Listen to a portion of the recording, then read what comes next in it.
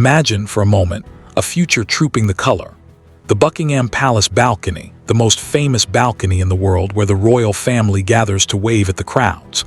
But this version of the balcony looks thinner than it used to. The faces that once crowded it have gone, one by one, lost to scandal, to exile, to old age, and to death. And standing in the gaps in roles nobody ever planned for them are two young people who were raised, very deliberately, to never be there at all. A quiet young man named James, and his older sister Louise. It sounds far-fetched, and in many ways it is. But it's a question that royal commentators have started asking out loud, because the British monarchy has a problem it cannot easily solve, and James and Louise sit right at the center of it. So let's take the idea seriously and walk through it properly. What would actually happen if James, the Earl of Wessex, and Lady Louise Windsor stepped into full royal roles? Why are some people calling them a secret weapon for the future of the monarchy? And why do most experts think it almost certainly won't happen? The answer tells you a great deal about where the royal family is heading, and about the strange, quiet bind these two young people find themselves in.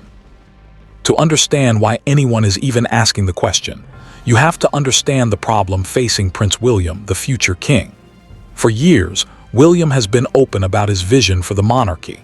He wants it slimmed down, leaner, more modern, more efficient, with fewer working royals carrying out the endless rounds of ribbon cuttings, tree plantings, hospital visits, and charity engagements that are the daily bread of the institution. He has reportedly made clear that change is firmly on his agenda for when he becomes king.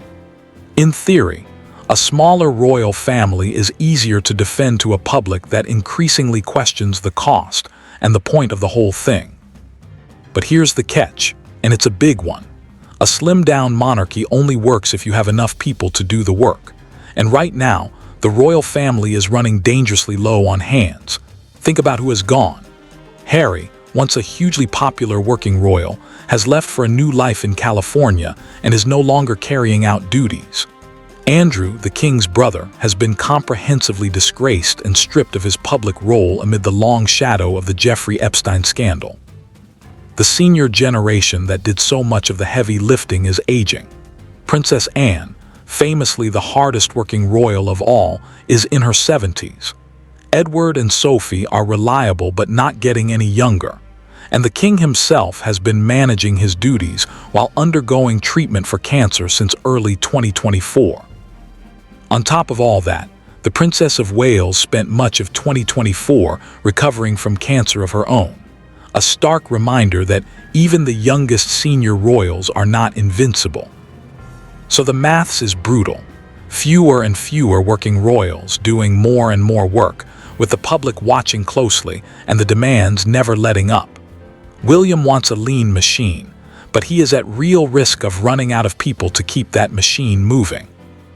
You can actually see the problem in a single image, the balcony. Not so long ago, the Buckingham Palace balcony at Trooping the Colour was packed, crowded with working royals and their photogenic families, a wall of waving faces that projected strength and continuity. In recent years, it has noticeably thinned. A recent official royal portrait was even read by commentators as exposing the monarchy's increasingly aging look, throwing the generational gap into sharp focus. The engagements don't shrink to match, though. Every year there are still thousands of them. The cake cuttings, the tree plantings, the charity visits, the foreign tour, the patronages, the bedrock work that keeps the monarchy connected to the country. Someone has to do all of it. And when the pool of people shrinks while the workload stays the same, the strain shows. That is the quiet crisis sitting underneath all the talk of a modern, slimmed-down monarchy. And when you have a shortage of trusted, scandal-free, dutiful royals, your eyes naturally start to wander toward the family members who have all of those qualities but aren't currently being used. Which brings us, inevitably, to James and Louise. So who exactly are they? They are the two children of Prince Edward, the Duke of Edinburgh, and Sophie, the Duchess of Edinburgh, which makes them the youngest niece and nephew of King Charles, and the cousins of Prince William. Lady Louise, the elder of the two, was born in 2003 and is now in her early 20s, studying at the University of St Andrews in Scotland, the same university where William met Catherine. James, the younger, was born in December 2007, turned 18 at the end of 2025, and is finishing his education at Radley College. And here is the single most important thing to understand about them, the fact that makes this entire question so fascinating. James and Louise are by birthright entitled to be a prince and a princess. As the grandchildren of the late Queen, they could style themselves with the grand HRH titles, His and Her Royal Highness, that come with that rank. But they don't, and they never have, because their parents, Edward and Sophie, made a deliberate and unusual choice when they were born. They decided to raise their children as far from the royal spotlight as possible, to give them ordinary, grounded lives, with the expectation that they would grow up and work for a living like everyone else. When Louise turned 18 in 2021, she had the chance to take up the princess title, and she quietly declined it. Every sign suggests James is following the very same path, choosing to remain simply the Earl of Wessex rather than reaching for the prince title he could claim. And the normality wasn't just a label, it was lived. There are small details that tell you everything about how these two were brought up. As a teenager, Lady Louise famously took an ordinary summer job at a garden center, serving customers and earning a modest hourly wage like any other young person on their holidays. Imagine that, the granddaughter of the Queen ringing up plant sales for minimum pay. She also inherited something far more personal from her grandfather, Prince Philip, his great passion for carriage driving. The two shared a close bond over the sport, and after his death in 2021, he left her his carriage and his driving ponies. In a documentary remembering him, she spoke movingly about how his eyes would light up whenever he talked about it. James, for his part, had his own quiet introduction to public life. His first truly visible moment came in September 2022, when, aged just 14, he stood vigil beside his late grandmother's coffin alongside the most senior members of the family. He didn't seek attention. He simply showed up and behaved with a composure well beyond his years. These are not children groomed to crave the spotlight. They are young people who were given garden center jobs and carriage driving lessons, and were taught, above all, to be ordinary. That upbringing is the whole reason this question is so complicated. Do you see the strange irony now? The two young royals best placed to rescue a monarchy short of working hands are the exact two who were raised on purpose to avoid that life entirely. They were shielded from the cameras, encouraged toward normal careers, and taught not to rely on royal status. And yet, precisely because of that upbringing, they have turned out to be exactly the kind of people the institution might desperately need.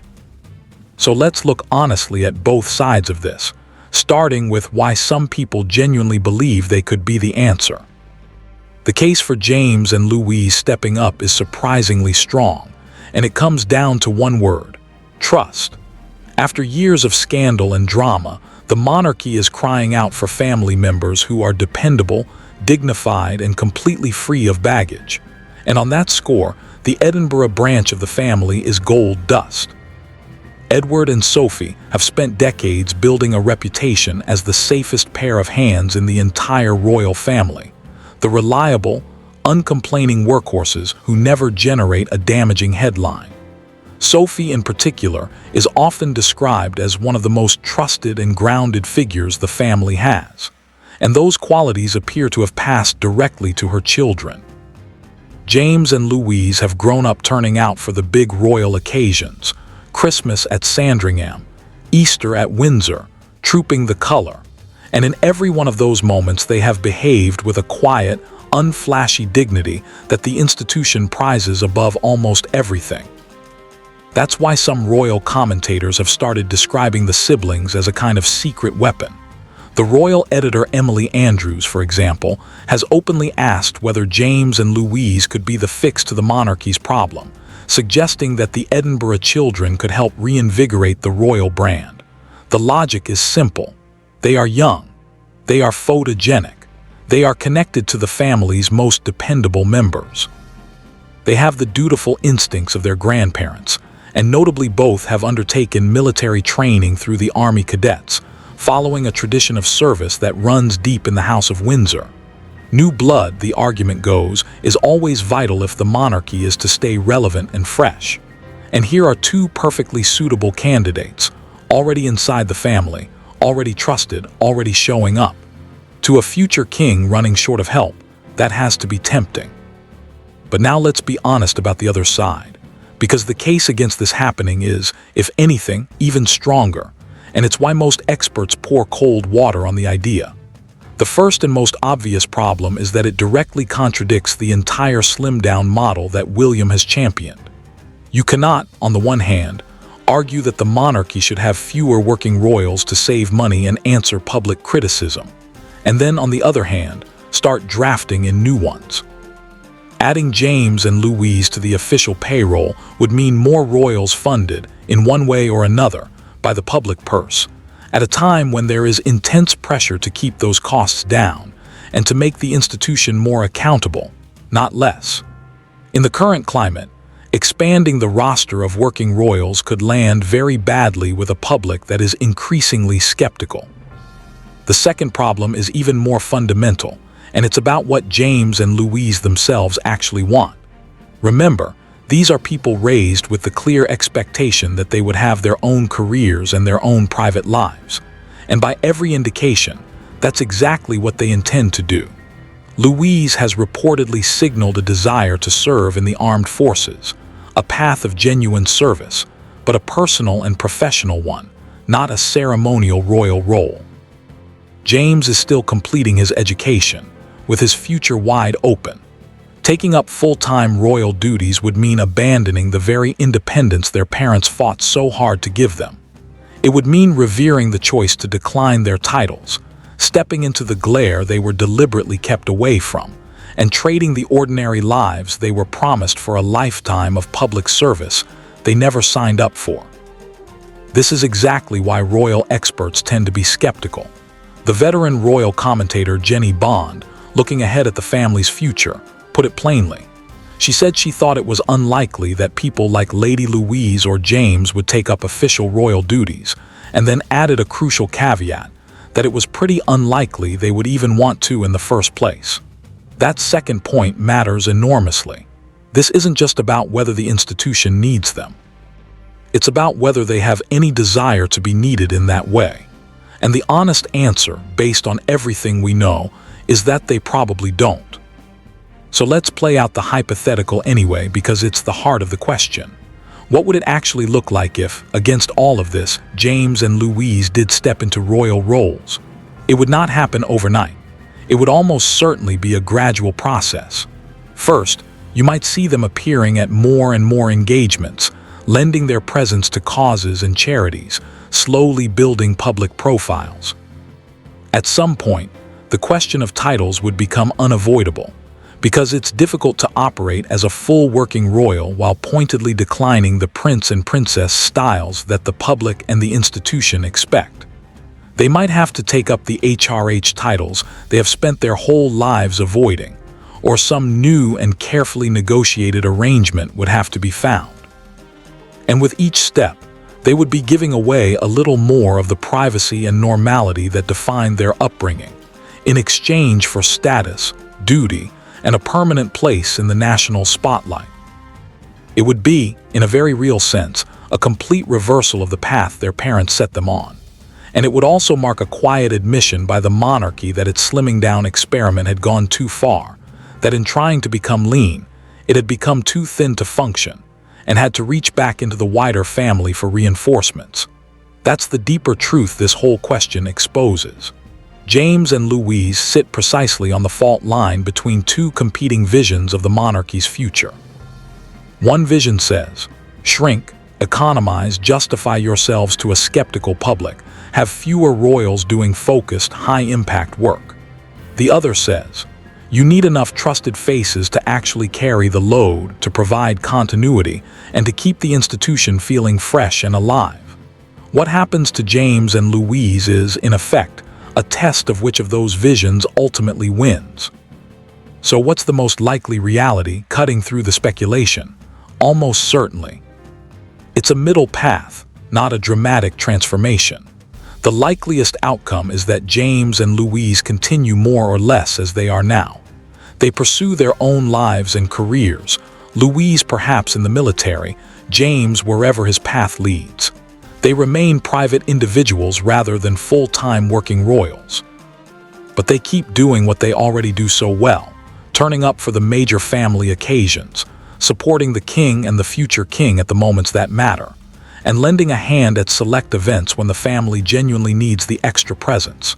In other words, the secret weapon is far more likely to be kept in reserve and used sparingly than to be fully deployed.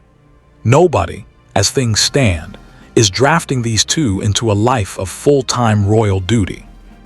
The most honest assessment is that they will remain valued, trusted, supportive members of the family who are not working royals, occupying a quiet middle ground between the public and the private. We've actually already seen flashes of what that middle ground looks like in practice. At the Easter service at Windsor in 2026, with his mother absent and his sister away at university, it was James who stepped out beside his father into the heart of the royal group, and a warm, easy moment between him and the Princess of Wales was captured and shared around the world. It wasn't a royal duty in any official sense. He took on no patronage, cut no ribbon.